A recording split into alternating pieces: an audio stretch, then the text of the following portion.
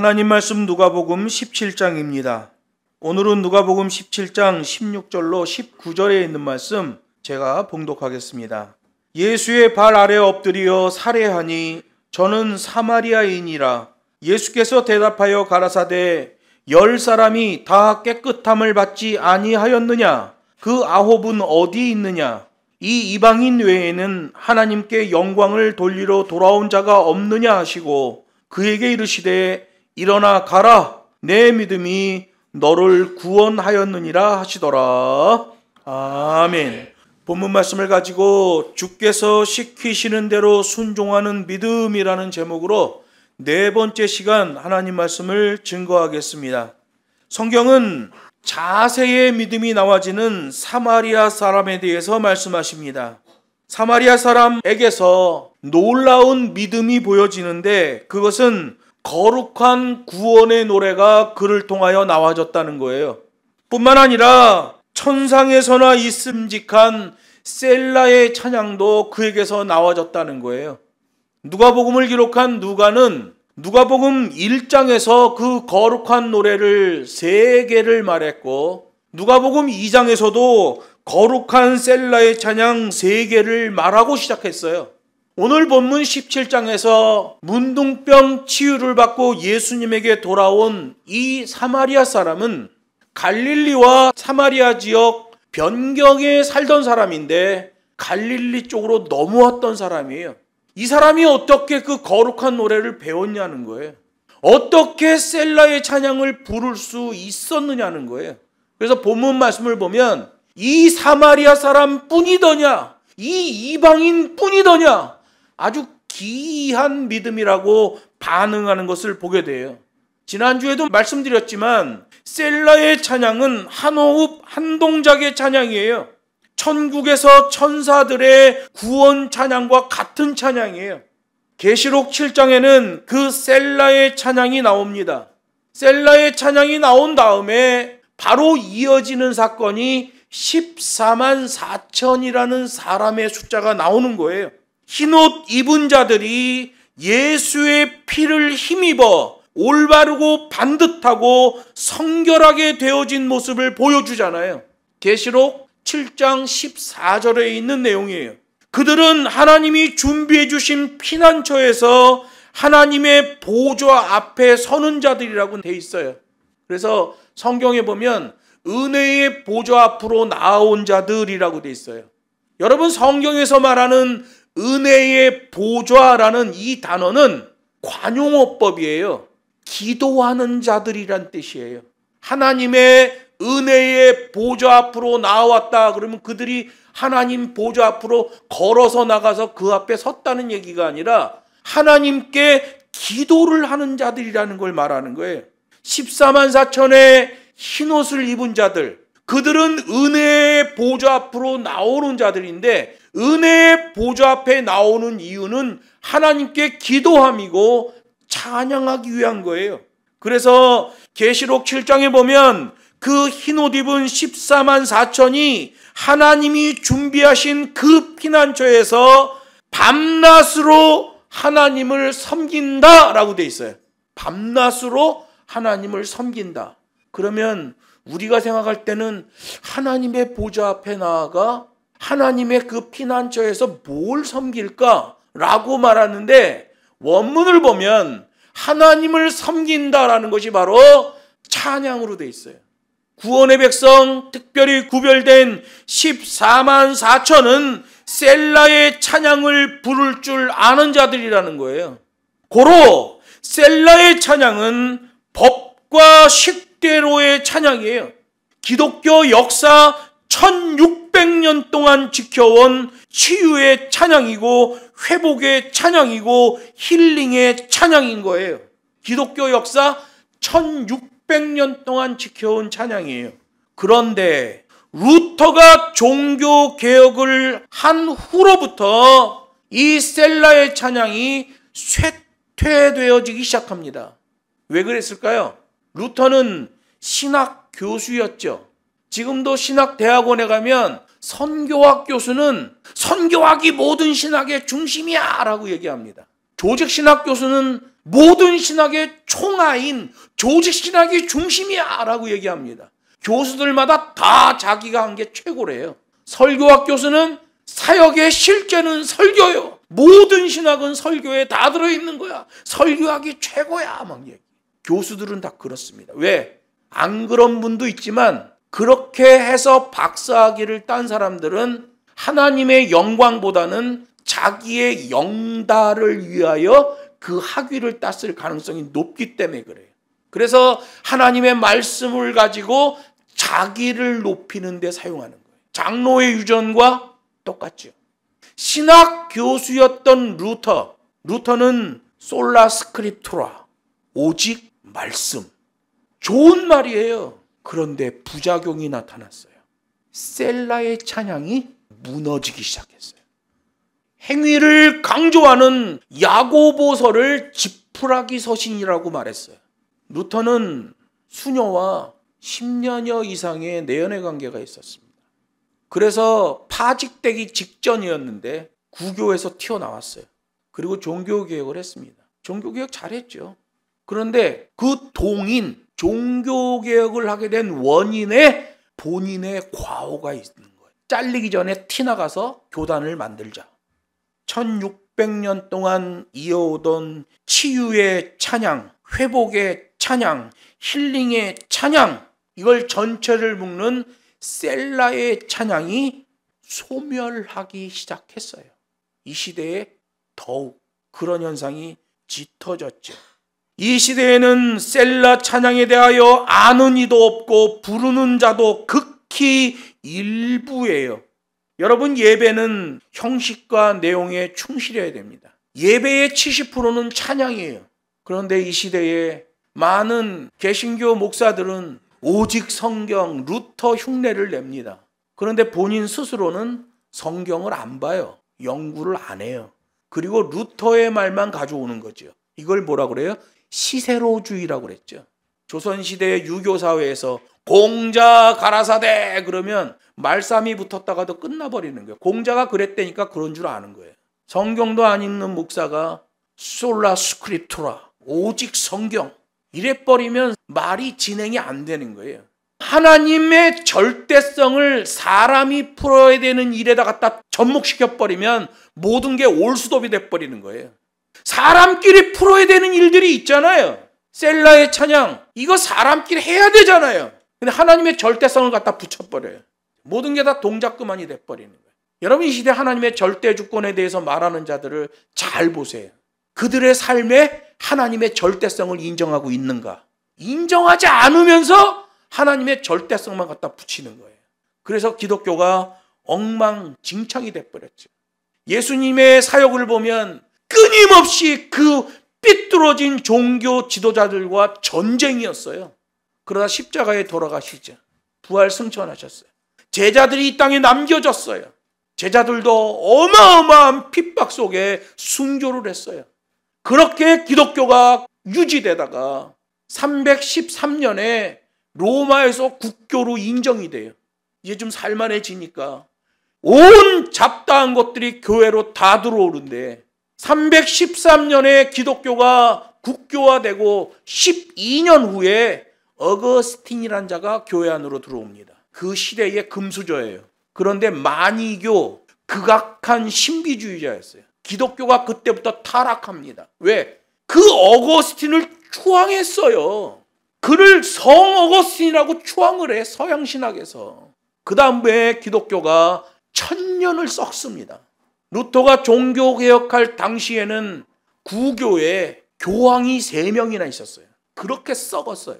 여러분, 지금도 바티칸에는 검은 사제단이라는 사람들이 있어요. 10여 명 되는데 그 사람들이 캐톨릭 전체 권력을 잡고 휘둘러요. 교황은 바지사장이에요. 교황이 가진 권력은 없어요. 그에게 엄청난 혜택을 주며 얼굴 마담으로 쓰는 거죠. 실제로 현재 캐톨릭의 권력은 그 검은 사제단에게 있어요. 현재 병든 교황 말고 그 직전 교황이 있어요. 그 사람이 그 검은 사제단의 권력에 대항하다가 살아있는 상태로 폐위가 돼버렸어요. 그리고 지금 교황이 올라간 거죠. 교황은 그 검은 사제단의 얘기를 잘 들어야 됩니다. 그래야 죽을 때까지 교황을 할 수 있어요. 여러분, 그게 지금 캐톨릭이에요. 우리 기독교는 종교개혁하며 빠져나왔는데 종교개혁 일어나고 100년도 안 돼서 또 썩었어요. 400년째 썩고 있어요. 서양의 르네상스가 일어난 다음에 기독교가 더 확실하게 썩었어요. 그 다음에 한국에 선교사들이 들어왔는데 여러분, 시간 나면 양화진에 한번 가보세요. 양화진에 선교사의 무덤이 쫙 있는데 90%가 프리메이슨입니다. 직각자와 컴파스와 그 가운데 G자가 써 있어요. 그런 선교사가 와서 한국에 기독교를 준 거예요. 프리메이슨들이 90%예요. 일부 정상적인 교단 선교사들이 왔어요. 그러나 한국 선교사의 90%는 프리메이슨이었어요. 한국의 기독교가 전래되고 50년 후부터 푹푹 썩더니 성경을 개혁해버린 게 우리 세대에 벌어진 일이에요. 개혁 개정판이 나와버렸어요. 찬송가에는 사기꾼의 노래가 들어갔어요. 약 20여 년 전부터 급격한 타락의 나락으로 들어갔는데 지금 이 시대의 한국교회를 보세요. 예수님 당시에 종교 지도자들과 치열하게 싸우셨던 예수님, 치열하게 싸우던 예수님의 제자들, 그리고 국교로 인정되자마자 괴악한 신비주의자 어거스틴에 의해서 박살이 나버린 기독교. 그나마 종교개혁이 되었는데 종교개혁의 원인, 동인이 엉망진창이었어요. 하나님이 세상에 인간을 만드신 이유는 찬양을 받으시기 원함이었어요. 성경은 타락한 인간을 회복시키기 위한 재료를 주신 거예요. 원래 죄 없는 상태의 인간이 태어났을 때는 이 백성은 나를 위해 지었나니 나의 찬송을 부르게 하려 합니다. 찬송받기 원하셨기 때문에 인간을 만드셨어요. 셀라의 찬양을 원하셨던 거예요. 그런데 그게 다 무너져 버려요. 오늘 본문에는 그 셀라의 찬양을 하는 너무나 기이한 사마리아인 하나를 예수님이 보게 된 거예요. 그런 기이한 믿음은 누가복음 7장 가버나움 한 백부장에게서도 보였지요. 왜 기이할까요? 로마 백부장에게 느꼈던 기이함, 이 사마리아인에게서 느낀 기이함, 그 기이하게 예수님이 느끼셨던 그 말씀에 공통점이 있어요. 그건 뭐냐면 예수님을 생사여탈권자로 보고 있다는 거예요. 생사여탈권자로 보며 내 인생에 절대적인 명령을 하실 수 있는 분으로 보고 있다는 거예요. 그래서 로마 백부장이나 이 사마리아인이나 예수님이 볼 때 참 기이한 믿음을 가졌구나 라고 말씀하시는 거예요. 예수님이 우리에게 원하시는 것은 바로 그거예요. 내 인생의 생사여탈권을 주님이 갖고 계십니다 라는 생각을 하고 있는 사람을 원하시는 거예요. 요즘 교회가 너무 어려우니까 교회들마다 부흥을 위한 이벤트를 많이 합니다. 요즘 제일 인기가 많은 목사가 누군지 아세요? 구자옥이에요. 구자옥이 누구예요? 찬송가를 뽕짝 노래로 부르는 한 목사예요. 감리교 목사입니다. 하얀 양복 한 벌 입고 백구두 신고 나와서 마이크 잡고 강단을 뛰댕기면서 노래 부릅니다. 최근에 어느 교회에서 집회를 했는데 뽕짝 지루박으로 노래를 불렀어요. 그랬더니 나이 든 성도들이 이 강단 밑에 나와서 춤을 추고 장로가 이렇게 해주고 권사가 밑에 손잡고 이렇게 돌아갑니다. 교회가 무슨 카바레예요? 찬양하면서 이렇게 돌아가. 그게 뭐 하는 거예요 그게? 그런데 좋다고 박수칩니다. 기독교가 완전히 썩어버렸습니다. 죄인을 부르시는 하나님, 죄인을 불쌍히 여기셔서 긍휼의 예배를 배설하시는 하나님, 그런 거 없죠. 이 시대 기독교는 그런 게 없습니다. 그 구자옥 목사의 집회를 보면서 비통한 마음이 들었어요. 성경은 하나님께서 인정하시는 구원의 믿음에 대하여 말씀하십니다. 여기 17절에는 예수님의 기대심이 드러나 있어요. 문둥병에서 치유함을 입은 10명 중에서 단 한 명 사마리아인이 자세의 믿음을 보인 것에 대한 부정성 희망이라고 그래요. 이 부정성이라는 말은 아니엘 부자에다가 밑에 입구자, 정하다 할 때 정자, 성질할 때의 성자예요. 부정성, 이건 법적 용어죠. 부정성이라는 말이 법에 적용되면 공법이냐 사법이냐를 나누는 기준이 이 부정성이라는 거예요. 인정하지 않는다, 거부하는 성질, 이것을 부정성이라고 그래요. 법적인 철학 용어죠. 특히 이 이방인 외에는 하나님께 영광을 돌리러 온 자가 없느냐라고 반문하신 걸 보면 9명은 모두 유대인이에요. 부정성, 거부하는 성질, 인정하지 않는 것, 공법과 사법의 분리. 여러분 아모스 5장 24절에 보면 하나님의 진리를 하수와 같이 공법과 같이 흘리게 하라 이렇게 말씀하셔요. 하나님의 말씀은 사법이 아니라 공법이에요. 예수님이 말씀하시는 부정성, 10명이 치유함을 받았는데 9명은 도대체 어디 가버리고 이 이방인 사마리아인 하나만 왔느냐? 1대 9, 부정성 구분하셔요. 그래서 오늘 본문 말씀을 강론할 때는 반드시 이 법적 용어 부정성에 대해서 얘기해 줘야 돼요. 여러분 상반된 두 가지가 나오면, 성경에서 상반된 두 가지가 나오면 한쪽은 구원이요 한쪽은 버림입니다. 부정성이고요. 구분해 버리는 거거든요. 예수님은 10명 모두가 치유함을 얻었다는 사실을 이미 알고 계시잖아요. 그리고 그 10명이 모두 하나님께 영광을 돌리고 복음의 증인 되기를 원하셨어요. 더구나 이 지역 위치가 갈릴리와 사마리아 변경 지역이잖아요. 하나님께 영광 돌려야 하는 유대인들은 모두 자기 감성주의, 자기 기분을 따라 어디론가 가버렸어요. 하나님께 영광을 돌릴 것이라고 기대도 하지 않았던 사마리아인 하나만 하나님께 영광을 돌리며 예수님께 왔다는 거예요.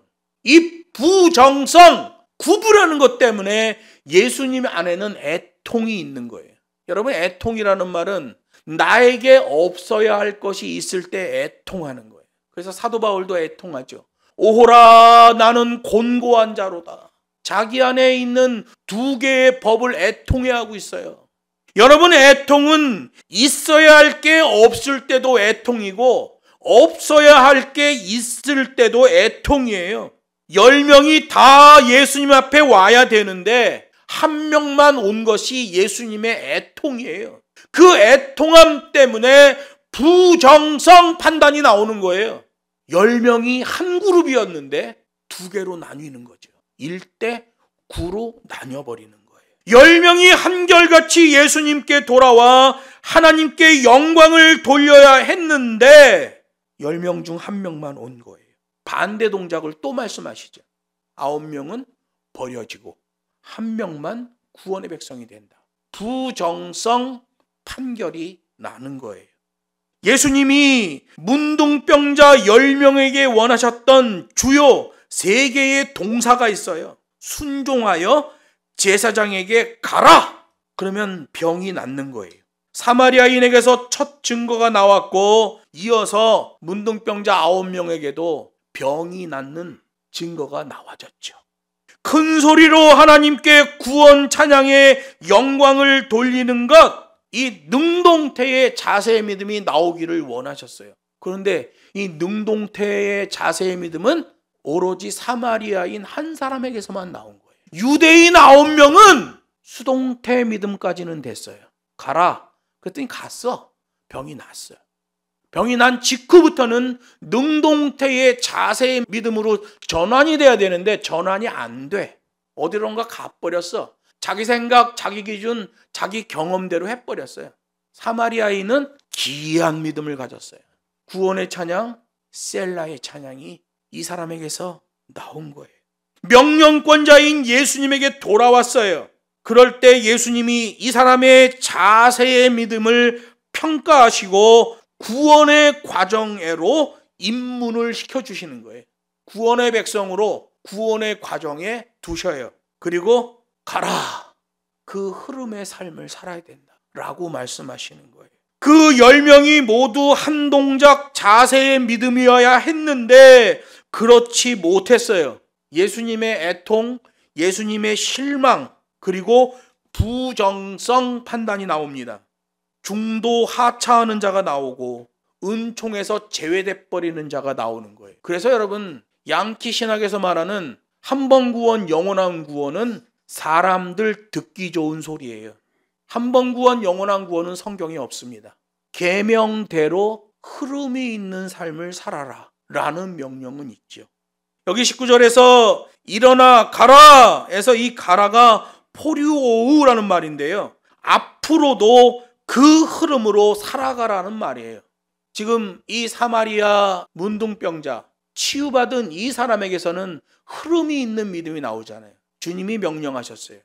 수동태 순종이 나왔어요. 능동태 자세의 믿음이 나왔어요. 앞으로도 그 흐름으로 살아가라 라는 말이 포류오우라는 말이에요. 내 믿음이 너를 구원하였느니라 라는 말은 변별어예요. 너는 구원의 과정을 선물로 받았고 그들은 받지 못했다라는 말이죠. 구원을 선물로 받은 거 아니에요. 구원의 과정을 선물로 받은 거예요. 왜? 포류오우라는 말이 앞으로도 그 흐름으로 살아가라는 말이에요. 구원의 과정 가운데 들어온 거예요.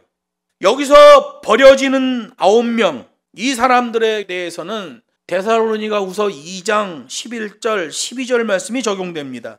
이러므로 하나님이 유혹을 저희 가운데 역사하게 하사 거짓 것을 믿게 하심은 진리를 믿지 않고 불의를 좋아하는 모든 자로 심판을 받게 하려 하심이니라. 이렇게 말씀하시는 거예요.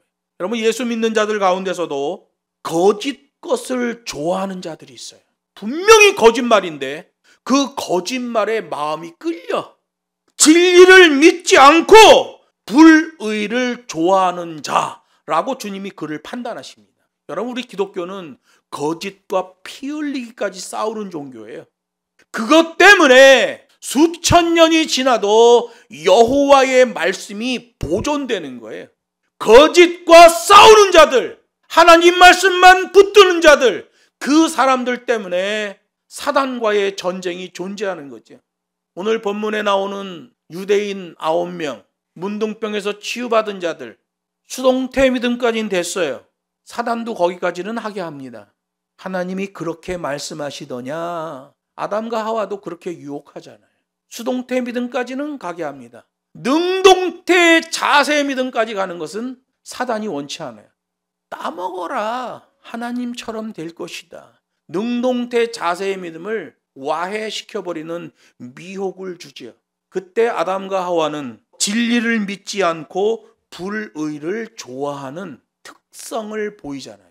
그러므로 타락해버려요. 여러분, 이 시대에 많은 기독교인들이 있지만 거짓에 함몰되어 그것을 참으로 알고 있는 자들이 얼마나 많습니까? 누가복음 17장 14절에서도 가라라는 말씀이 있잖아요. 포류된 테스, 죽음을 지나 진행하라. 문둥병이 낫지도 않았는데 예수님이 문둥병자들에게 명령하셔요. 가라, 포류된 테스, 죽음을 지나 진행하라. 왜? 문둥병이 낫지 않은 상태로 제사장 앞에 나타나면 바로 사형이에요. 죽음을 무릅쓰고 가라. 그게 바로 할라크의 믿음이죠. 하나님의 뜻을 따라 걷고 나아가는 것은 곧 자기 자신을 죽이는 것이다. 구약시대부터 신약시대까지, 지금 이 시대에도 주님 오시는 그때까지 이 말씀은 유효한 말씀이에요. 하나님의 명령이 나를 죽음의 사지로 모는 말씀을 하실지라도 그 말씀을 믿고 나아가는 할라크의 믿음, 명령권자요 생사 여탈권자이신 예수님이 명하시면 죽음을 지나서 나아가는 것, 이게 이 시대에도 우리들에게 주시는 생명의 말씀인 거예요. 그 명령에는 그 어떠한 인간의 생각이나 계산이 없어야 돼. 죽음을 각오하고 다만 시키는 대로 행하라. 누가복음 17장 14절에서 그렇게 포류된 데스, 죽음을 지나 진행하라. 여기 19절에서는 가라 포류오우, 앞으로도 그 흐름으로 살아가라. 앞에 가라는 진행하라, 19절에 가라는 살아가라. 죽음을 지나 진행하라. 그 흐름으로 살아가라. 그 증거로서 내 믿음이 너를 구원하였느니라 라는 선포가 나와지는 거예요. 여기 14절에 나오는 가라라는 명령과 19절에 나오는 가라라는 명령 사이에는 예수님의 명령이 있고 수동태의 자세가 나오며 능동태의 자세의 믿음이 나오는 거예요. 요 3단계까지 가야 진짜죠. 예수님이 명령하셨다. 수동태의 자세만 나왔다. 그건 구원의 백성하고 관계없습니다. 구원의 백성은 수동태의 자세 다음에 능동태의 자세의 믿음까지 가야 돼요. 수동태는 믿음 아니에요. 능동태가 믿음입니다. 그래서 야고보서에 보면 행함이 있는 믿음이 살아있는 믿음이다 라고 말해요. 행함이 없는 믿음, 그저 수동태에 머무는 믿음은 그건 죽은 믿음이다. 그래서 수동태의 자세라고 말하는 거예요. 능동태의 믿음이라고 말하는 거예요. 이거 양키 신학이 구별해 주지 않죠. 그래서 양키 신학은 잡벅 신앙이에요. 내가 믿으면 믿은 거야. 내가 믿었으니까 난 믿은 거야. 구원의 백성이야 라고 생각해요. 성경은 그런 말을 한 적이 없어요. 오늘 본문에 나오는 사마리아 문둥병자에게도 예수님이 선포하시잖아요. 내 믿음이 너를 구원했다. 가라 포류오우, 앞으로도 그 흐름으로 살아가라. 구원의 과정을 선물로 주셔요. 그 구원의 과정에서는 나의 행위로 구원받는 것이 아니라 계명을 따라 삶으로, 그 계명으로 구원받는 거예요. 하나님의 주권에 의한 구원이죠. 2단계까지는 정적인 믿음이에요. 3단계가 되어야 동적인 믿음이고 구원의 과정에 살아있는 믿음이 되는 거예요. 말씀을 맺습니다. 교회는 다니지만 궁극적인 구원에 이르지 못하는 사람들이 아주 많습니다. 오늘 본문도 구약과 신약의 모든 구원론의 총결론이에요. 10분의 1의 법칙을 말합니다. 10명이 치유함을 받았는데 단 한 명만 예수 앞에 나왔다. 10분의 1의 법칙이에요. 사회학에서는 0.8% 법칙을 말합니다. 사회학에서는 어떤 사람들이 0.8% 정도 되는 사람들이 모여서 한 뜻으로 밀고 나가면 99.2%의 사람을 끌고 갈 수 있다라고 말해요. 0.8%의 법칙이에요. 모든 나라의 사회 지도층이 0.8%로 돼 있어요. 사회학에서 통계해요. 요즘 교회는 0.2%입니다. 기독교인 1000명이 있으면 2명 정도가 진짜 믿음을 갖고 있어요. 나머지는 다 가짜입니다. 왜 그럴까요? 종교의 문제는 종교 지도자의 문제입니다. 성경에서 주님이 말씀하시잖아요. 너희 바리새인들이여, 긴 옷을 입고 시장에서 큰 소리 내고 다니나 화 있을진저. 그들과 싸우다가 희생당하신 분이 예수님이에요. 종교 안에는 끊임없이 독보석과 같은 종교 지도자들이 나옵니다. 우리나라의 기독교, 천주교, 불교, 그리고 수많은 사이비성 종교들, 심지어 이단들까지도 보세요. 전부 부패한 지도자들 뿐이에요. 그러다 보니까 우리나라의 무속이 판치는 시대가 돼버렸습니다. 성경이 뭐라고 말씀하시나요? 주께서 뭐라고 명령하십니까? 주께서 시키시는 대로 순종하는 믿음, 그 자세의 믿음이 필요하다고 말해요. 하나님의 계명에 대한 수동태의 순종, 그리고 그 아는 바를 실천하는 능동태의 한 동작을 요구하신단 말이에요. 생각만 하는 정적인 신앙에서 실제로 순종하고 움직이는 동적인 신앙으로 나가라고 말씀하시는 거예요. 그걸 순전한 믿음, 순전한 기독교라고 하는 거예요. 유명한 영문학자로서 옥스퍼드와 캠브리지에서 학생들을 가르쳤던 C.S. 루이스라는 기독교 변증가가 있어요. 그가 그렇게 말해요. 주께서 시키시는 대로 순종하는 자, 자세의 믿음이 나오는 자, 수동태의 순종과 능동태의 실천이 되어지는 자, 생각만 하는 정적인 신앙에서 실제적으로 순종하고 움직이는 동적인 신앙을 가진 자, 그런 자들이 있는 기독교여야 그 기독교가 순전한 기독교다라고 말해요. C.S. 루이스. 그의 그 담론을 번역하여 한글로 나온 책 제목이 순전한 기독교라는 책이에요. 시간 되면 그 책 한번 사서 읽어보세요. 그 책을 읽으면 이 시대 교회들이 하는 이벤트와 프로그램이 얼마나 사악한 것인지를 알게 됩니다. 순전한 믿음으로 하나님을 기쁘시게 하고 성령의 인도하심을 따라 승리의 인생을 사는 우리 모두가 되기를 주 예수의 이름으로 축복합니다.